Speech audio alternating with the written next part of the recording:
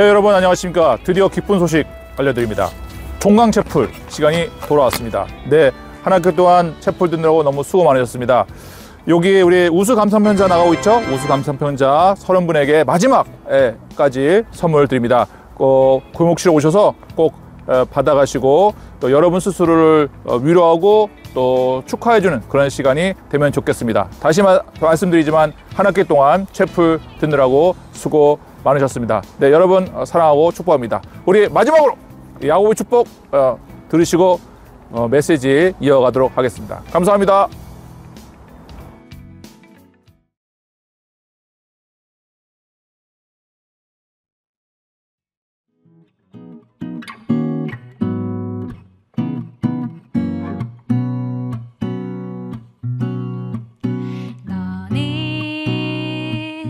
담장 너머로 뻗은 나무 가지에 푸른 열매처럼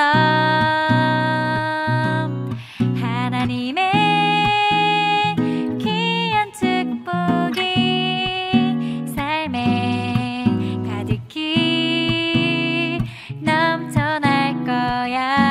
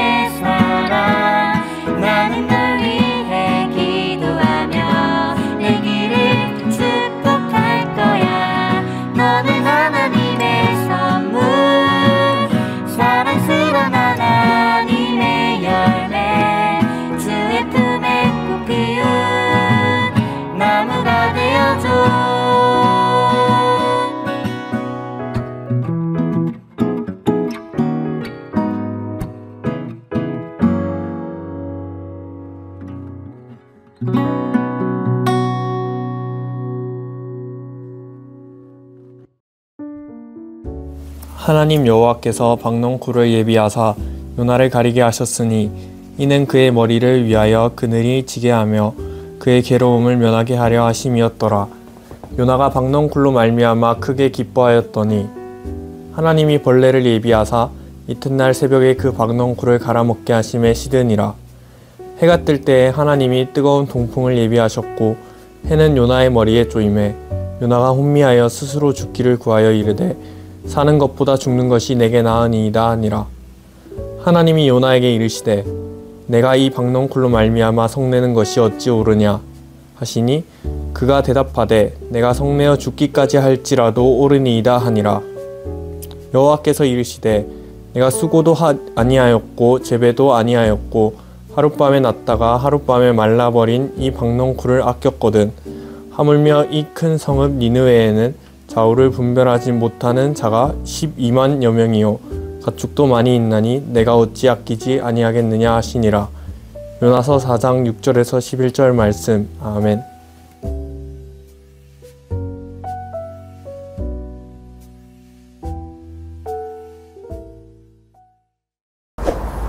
네, 여러분 주사 맞기 별로 안 좋아하시죠? 예, 저도 주사 맞기 안 좋아하는 걸 넘어서서 좀 두려워합니다.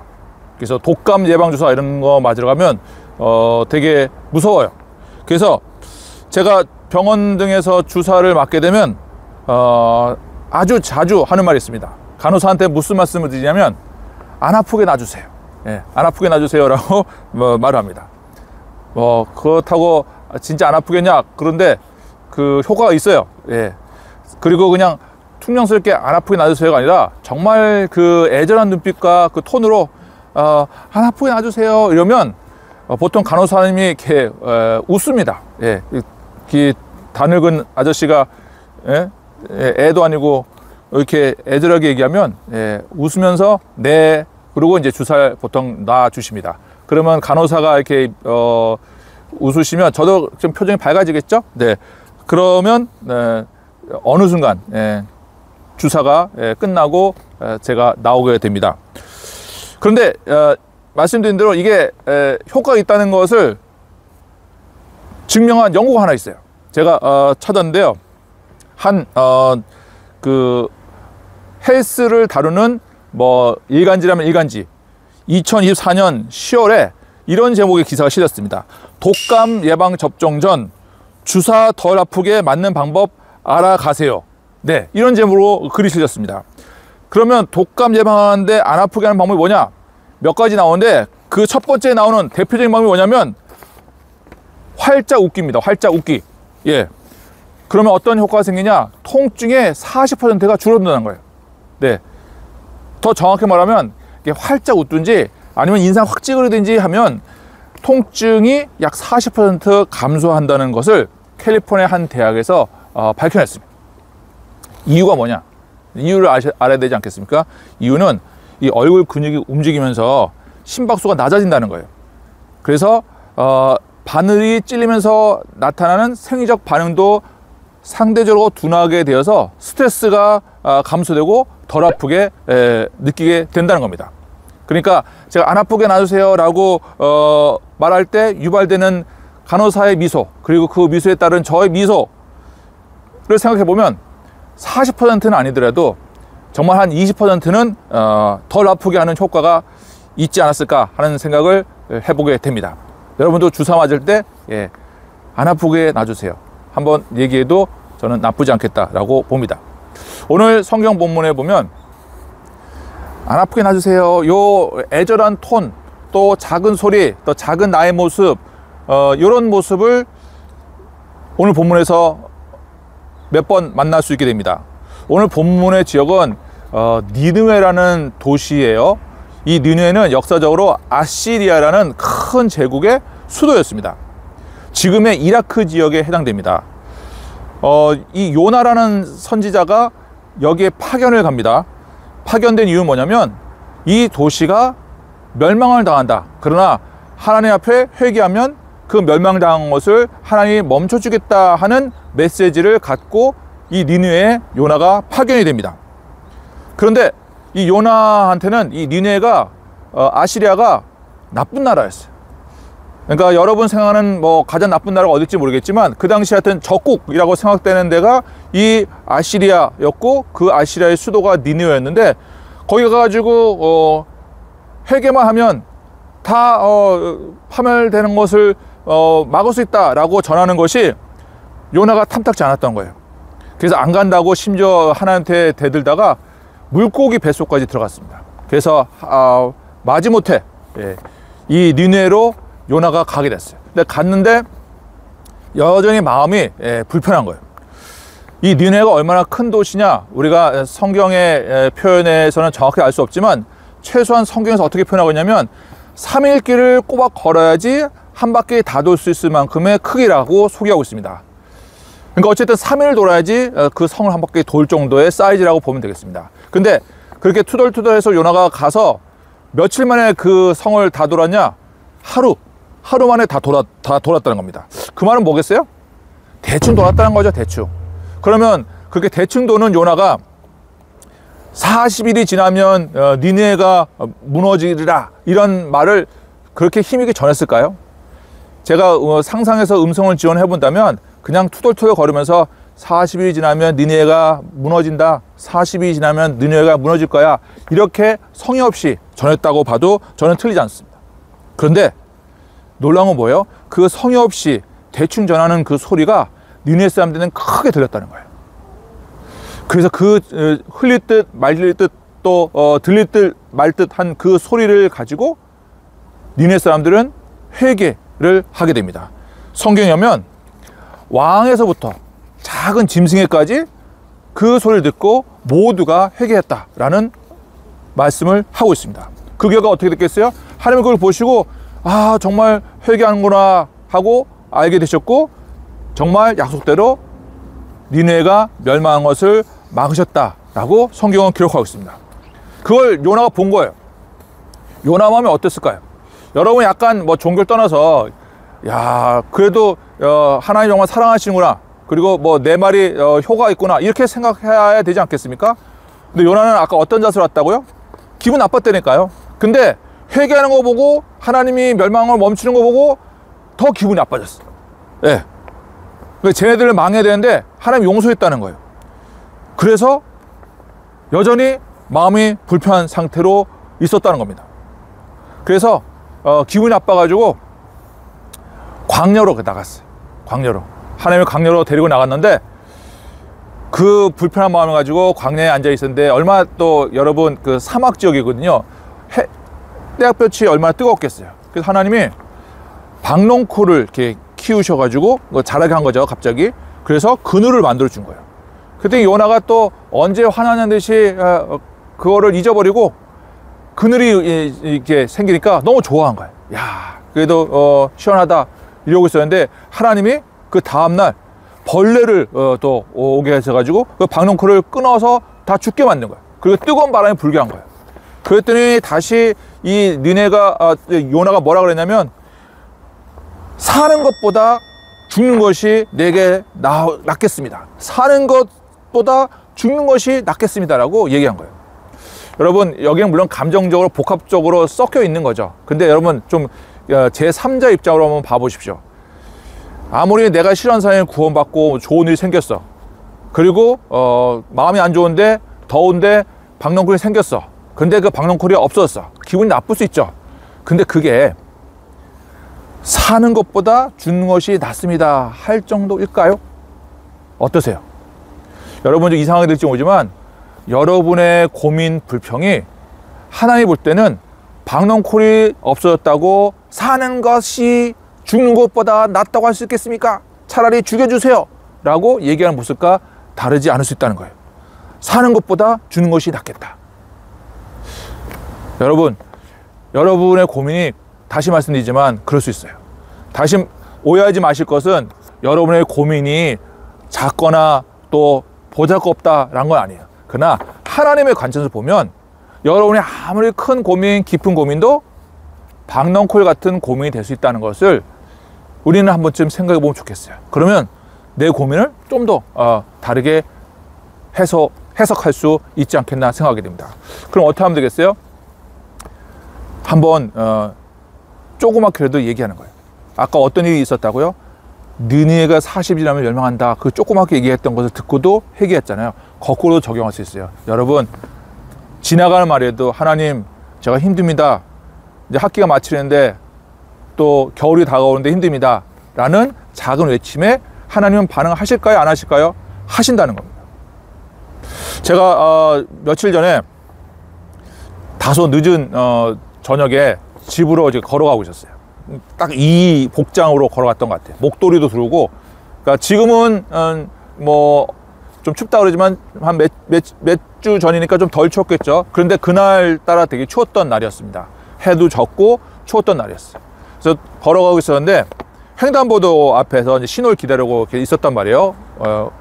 캄캄한 밤이었는데 자전거가 한 대 착 섰어요. 그 자전거도 이제 횡단보도 신호를 기다리려고 서 있었던 거죠. 근데 한 20대 남자 학생, 대학생 또래로 보였습니다. 근데 저는 뭐 여러분도 그런 분이 계실지 모르겠지만 모르는 사람이 그 옆에 이렇게 가까이 있으면 전 좀 불편하더라고. 그래서 이렇게 옆으로 옮겨야지 하는데 그 학생이 이걸 좀 놓고 가겠습니다. 그 두 손을 비비면서 자전거를 타다가 두 손을 비비면서 후 하는 거예요. 이건 뭐예요? 여러분 자전거 타보시면 아시죠? 추운 날 손이 시리죠? 비비면서 후 하고 부르는데 그 한 동작 한 소리가 그 소리 하나로 해석이 되는 거야. 아 얘가 정말 춥구나. 그래서 평소 같았으면 제가 옆으로 옮겼을 건데 그 소리에 제가 가만히 있었습니다. 또 그렇다고 오버해서 뭐 모르는 사람 손 붙잡을 수는 없잖아요. 근데 어떤 마음이었겠어요?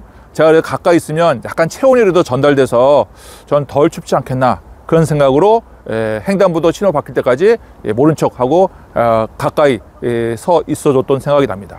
여러분 모르는 사람도 후 하면은 그 소리가 마음에 닿을 수 있어요.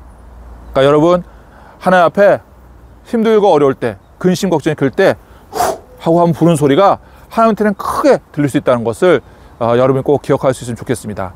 이제 한 학기가 끝나고 있습니다. 어떤 분은 행복하다, 이번 학기 대박이다 이렇게 얘기할 분도 계시겠지만 보통 아쉬움으로 한 학기 마치고 또 아쉬움으로 한 해를 마치는 사람이 많습니다. 그러나 그 아쉬움이 근심이면 근심인데 그 근심 가지고 스스로 차라리 나를 죽여주세요 이렇게 하지 마시고 그거를 하나님 앞에 하듯이 작게라도 한번 도움을 청해 보시면 좋겠습니다. 그러니까 죽여주세요는 원망이지만 하나님 제가 죽을 만큼 힘듭니다 하는 거는 기도가 된다고 제가 반복적으로 말씀을 드리죠. 그래서 여러분 그게 작은 소리 또 작은 신음에도 하나님은 반응하신다는 것을 꼭 기억할 수 있으면 좋겠습니다. 그래서 하나님의 도우심을 깨닫고 그리고 그것이 해결된 다음에는 어떤 느낌이 오는지 아세요? 그 고민이 황넝쿨 같은 거였구나 라고 느끼면서 다시 일어날 힘이 생긴다는 겁니다. 근심, 걱정, 불만, 불평이 생길 때 괜히 집에 있는 강아지나 고양이 괴롭히지 마시고 여러분의 작은 신음에도 반응하시는 하나님께 아뢰보면 좋겠습니다.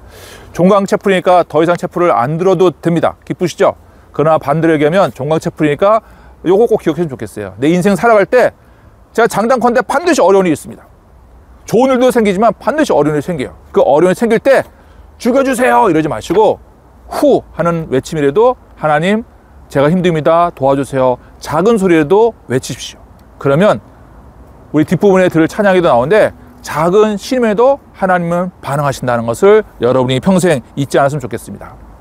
하나님은 괜히 하나님이 아니다 라는 생각하시고 하나님의 도우심을 간구하면서 작은 소리라도 외쳐서 하나님의 도우심을 맛보시고 평생 감사하시고 찬양하는 그런 삶을 살게 되기를 마지막 채플을 맞이해서 제가 응원하고 축복합니다. 여러분 사랑합니다. 화이팅! 우리의 작은 신음, 작은 불평, 잦은 불만도 들으시며 결국은 해결해 주시고 이해시켜 주시는 하나님께 감사를 드립니다. 세상 우주보다 큰 하나님께서 우리의 작은 마음속에 들어와 어르시고 달래주신다고 생각하니 감사할 따름입니다. 하나님 앞에 우리의 연약함과 근심과 걱정을 솔직히 고백하오니 들어주시고 우리를 강건하게 만들어 주시옵소서. 박넝쿨과 같이 연약한 우리의 믿음과 마음을 그럼에도 불구하고 붙들어 주시고 인도해 주시는 주님을 찬양합니다. 예수님 이름으로 기도드립니다. 아멘.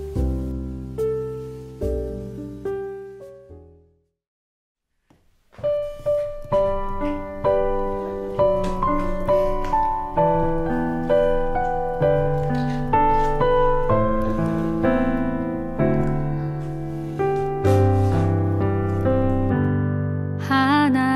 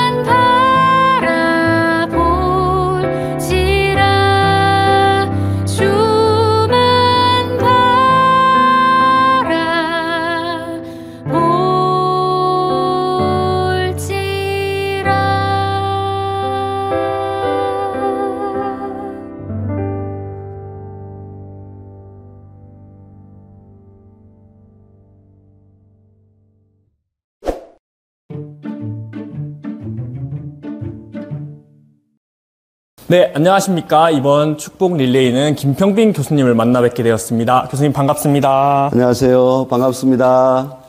네, 교수님 먼저 교수님과 학과에 대한 간단한 소개를 부탁드려도 될까요? 네, 안녕하세요. 여러분 반갑습니다. 저는 호텔 관광 서비스과에서 호텔리어를 양성하고 있는 김평빈 교수라고 합니다. 반갑습니다. 호텔 관광 분야는 여러분이 잘 알고 있는 호텔리어나 또는 관광업, 여행업, 또는 면세점, 명품관, 커피숍 이러한 다양한 서비스 업종에서 일할 수 있는 학생들이 공부하는 곳이라고 생각하면 됩니다. 또한 해외 관련해서도 업무를 많이 하고 있으니까 여러분들이 이런 서비스업이나 또는 해외 업종에 관심이 있으면 지원해 주시면 좋을 것 같습니다. 뭔가 그런 서비스업에 대해서 굉장히 광범위하게 다루면서도 제가 오늘 와서 잠시 구경을 해보았는데 여기 실습실이 굉장히 잘 되어 있습니다. 맞습니다. 이 또한 정말 장점일 것 같습니다. 네네, 고맙습니다. 교수님은 그러면은 이런 호텔 관광 서비스 분야에서 굉장히 오랫동안 일을 해오셨을 텐데 이런 분야에서 일을 하시면서 보람을 느끼셨던 순간이나 느끼시는 순간들이 있으실까요? 네네, 그럼요. 잘 아시는 것처럼 저는 호텔에서 좀 오랫동안 한 20여 년 정도 근무를 하고 학교로 왔습니다. 호텔리어라는 직업은 여러분이 잘 아는 것처럼 쾌적한 환경에서 고객들과 즐기면서 일을 할 수 있는 장점이 있고요. 지금 뒤돌아보면 가장 기억에 남는 손님은 제가 호텔리어가 돼서 한 1, 2년 정도 후에 처음 알게 된 고객인데 그 이후에 제가 퇴사할 때까지 퇴사하고 나서도 저에게 호텔 예약을 물어보시고 식사 예약을 하시고 이런 분이 계셨어요. 그래서 그분 같은 경우에는 뭐라 그럴까요? 이제 삼촌이나 뭐 고모가 된 것 같은 가족이 된 이러한 고객은 아직도 기억에 남습니다. 그 고객분도 교수님을 통해서 그 호텔에서의 좋은 기억들이 계속해서 발걸음하게 그렇죠. 하지 않나 생각합니다. 네. 그러한 그 추억, 고객들에게 서비스업은 눈에 보이지 않지 않습니까? 그래서 고객들에게 소중한 추억과 경험을 만들어주는 것이 가장 큰 보람이라고 생각합니다.